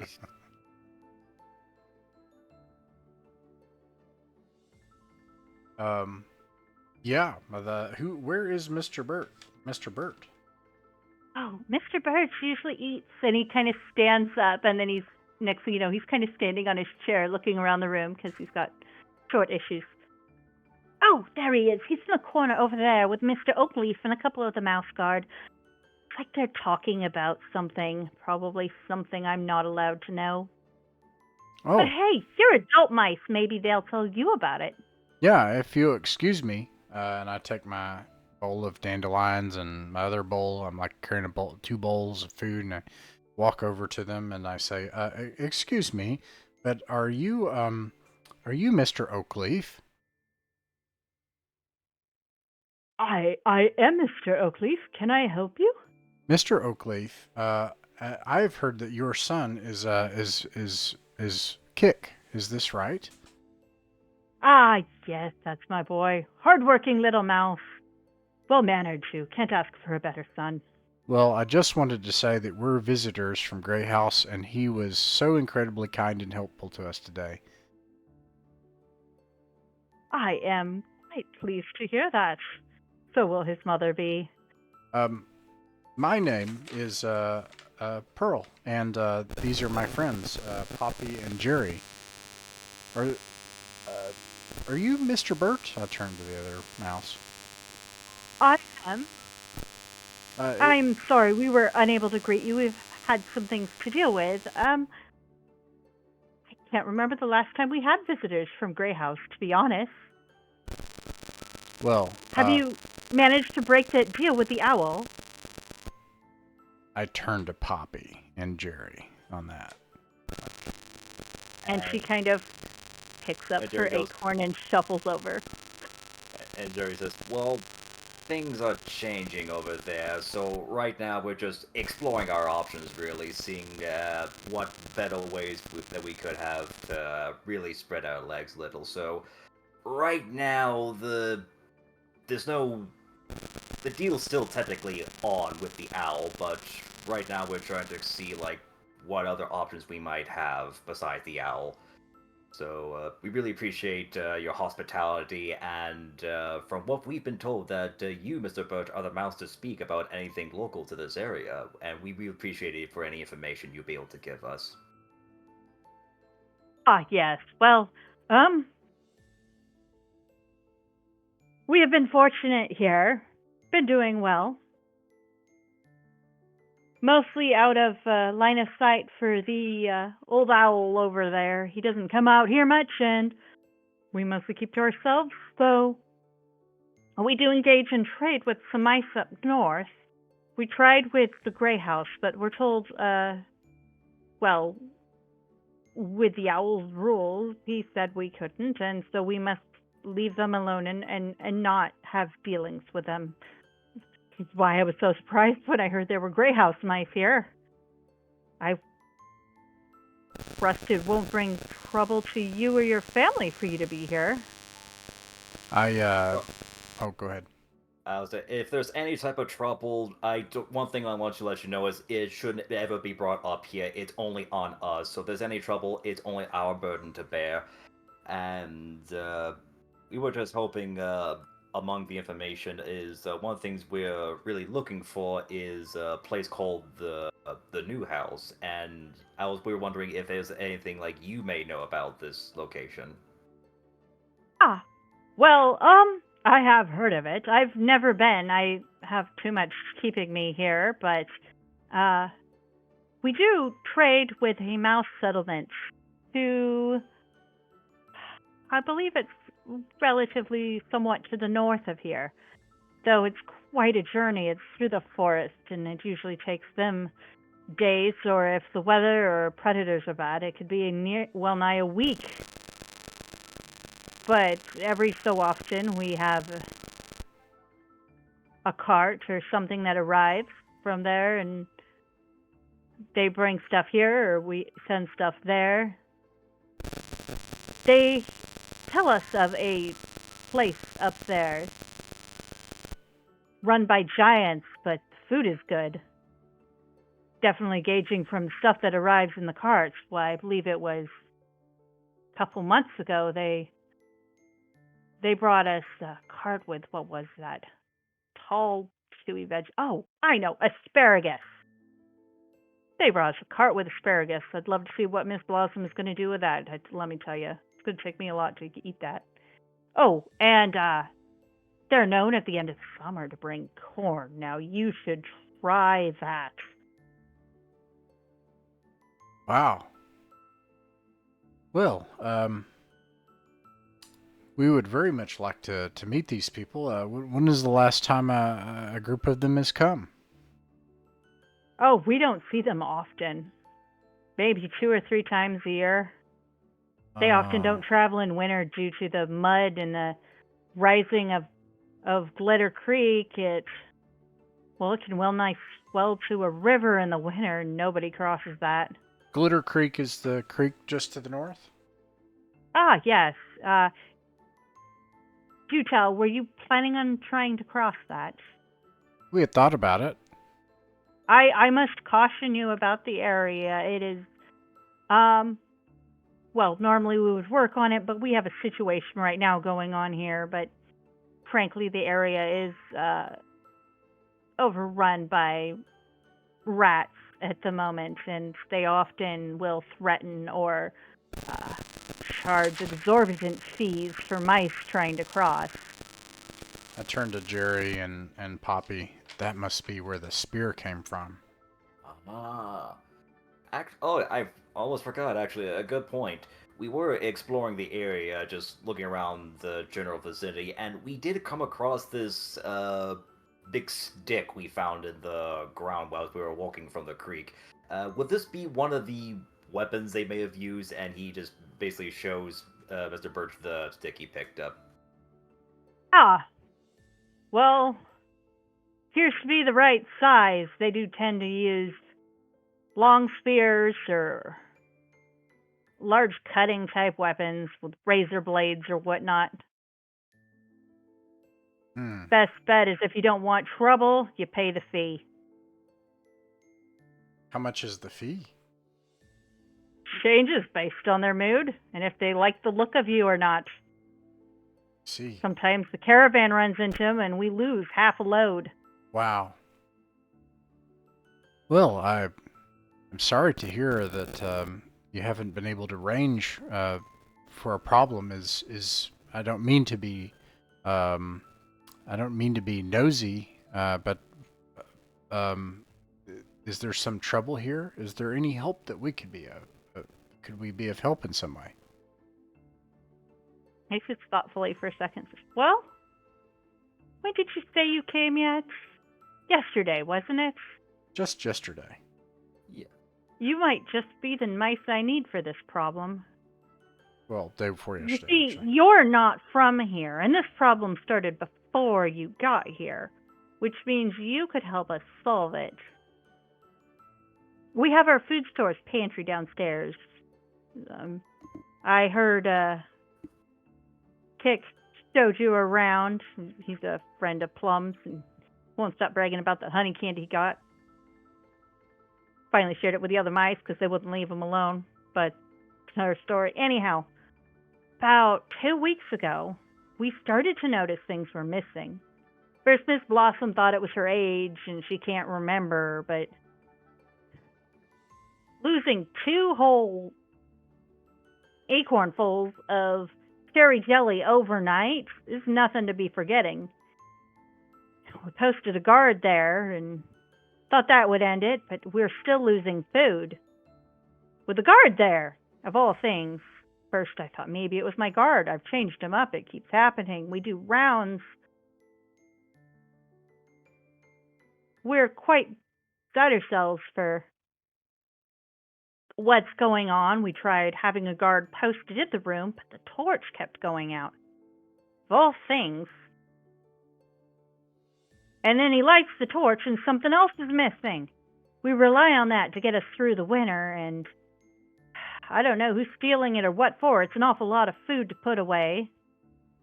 Stealing whole cherries and cherry jam and acorn bread. Birch flour. Why, we even managed to catch ourselves a little fish, and we'd pickled it. Proud of ourselves, and half of that went missing. Not 2 days ago. These are specific items. It's not like the bags of, it's not like the containers of jelly have been ripped open or spilled or anything. Just specific No, the things. whole item's gone. Yeah. They took like they're, I don't know, planning to feed an army. I don't know what it is.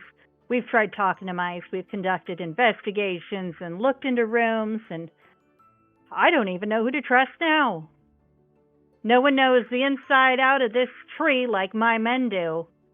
But with how well the thief knows this place, and I don't think a kid could carry out some of the stuff that's happening there, at least not by themselves. If you mice could help, I'd be mighty grateful for that. I turn to Jerry and Poppy and I say, it couldn't hurt to take a look, could it, tomorrow? Oh, absolutely. We'll be on the case. Game for it. Why, we could use all the friends we can get right now, and who knows, it could help us later on. And that's Besides, really a few more nights in this place doesn't sound bad. True. And really, that's also what we're looking here for, is just looking for more friends. Yeah, I think we could do that. And then I can keep going back to stuffing my face and just asking them about, who's kid and, how the flowers are this time of year in this place, and if the flowers are different, and I probably bug them to death about like what's nearby and what routes people take to do things and stuff like that. He does add, when you're bugging them about stuff nearby, that there was a rabbit burrow that is now abandoned. Kids call it haunted, but, well, kids, I don't think there's ghosts. Not to say I'd venture in there myself. Goodness knows what I'd find, but if you fill up to it, knock yourselves out. The rabbits did happen to move. They are friendly and... How far away is it? Where the rabbits live, or where the rabbit burrow was? Rabbit burrow. The rabbit burrow. I believe it's about not 2 hours southeast of here. You can always find it. The back entrance is near an old tree stump. Front entrance is slightly harder to find, but it's located at the base of a full-grown tree in the area. An apple tree of all things. Those are good. We don't harvest those till later. Wait till they fall. That's what we use the rabbits for. We give them food over the winter, and they help us haul in the apples in a cart. Do you know why the rabbits had to move from the burrow, or why they had to abandon it?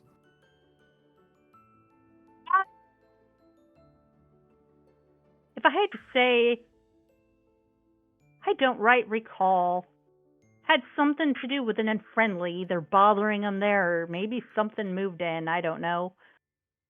Rabbits are a flighty bunch.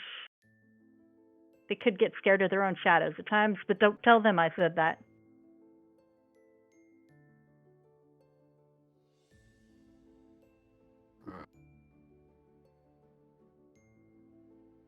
Oh, and, well, we don't have pips much to spare, but I can reward you with some pips if you help us solve this case, and if you'd like more information, or, well, I do believe we might have a couple special things up locked in the attic that I've just held on to, but they may help you more than they would us, and if you help us with this, I'd be mighty thankful, and maybe could give you a little something to make it worth your while. And also, feel free to explore the area around us. Just keep an eye out for them foxes and hawks. Foxes? Yeah. They don't normally bother us, but they have been known around dusk or dawn to try to pinch any mice that aren't paying attention. Okay, so... Alright, so in the daytime, there is the hawk. At night, there is the owl. And at dusk or dawn, there's the foxes. Yeah. They're not too desperate to hunt you down due to all the food around, but if they cross paths with you, well, they're not going to say no. Very good to know. I just want to make sure of that, because I like to get up early in the morning to get the early fish and, get the early worm. I didn't realize I was kind of risking that where I was, but good to know.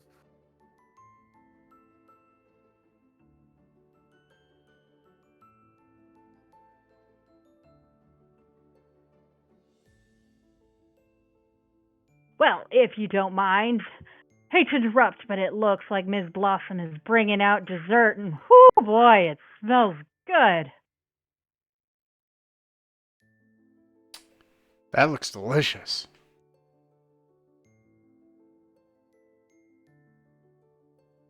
She has brought out sort of like a cold cherry smoothie type thing. Oh boy. And it's just covered in this dandelion jelly honey drizzle. And it's served in a nice tall acorn with a little grass straw.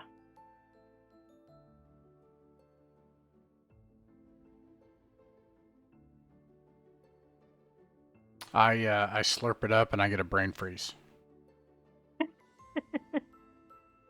Little mouse brain.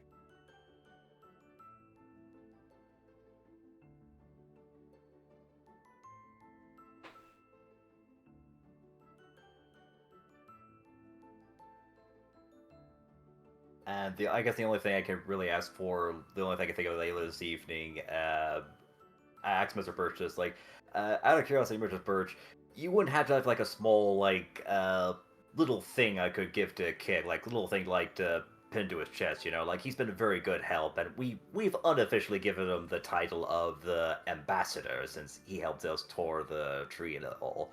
I like to give him something to like make him feel that little bit that more important, you know. He's been a good lad. I think I know exactly. I'm sorry, I can't do it, but I know exactly who you need to see about that. We have a wood carver, you see, and he actually has a shop further down in the tree. If you come in the front door and you take that hard right, and you see that little room of baubles and stuff. Well, he's actually, you go through that door and it leads down into some of the roots, but there's some shops set up there. So it's a great place if you need to get something not food, or now that I think about it, they sell preserved food. Like you can buy yourself dried cherries, or well, if we had a pickled fish, you could get that. Or I know, you can buy seed packets too there. And they have a wood carver, and I believe he also repairs tools. Ah. And they have someone that's a seamstress down there and can sew things, just odds and ends shops. And also scavenger, if you need something, sometimes they'll try to find it for you. Well, you've been a great help to us, Mr. Birch, and hopefully we'll be a great help to you further later on down the line. And tell you what, I'm a fisher mouse myself, so when we have the time and when I have more free time around, we're not quite so busy ourselves, I'd like to help you get another fish, and hopefully that one won't be stolen. I would love to. I'll even bring the food. Well, I'd truly love to try to have some pickled fish made by Miss Blossom herself, because that's when I heard that fish was stolen, that's just like I felt a professional sting for that. That's my food. That's my profession. Oh, I'll find these thieves. Don't you worry.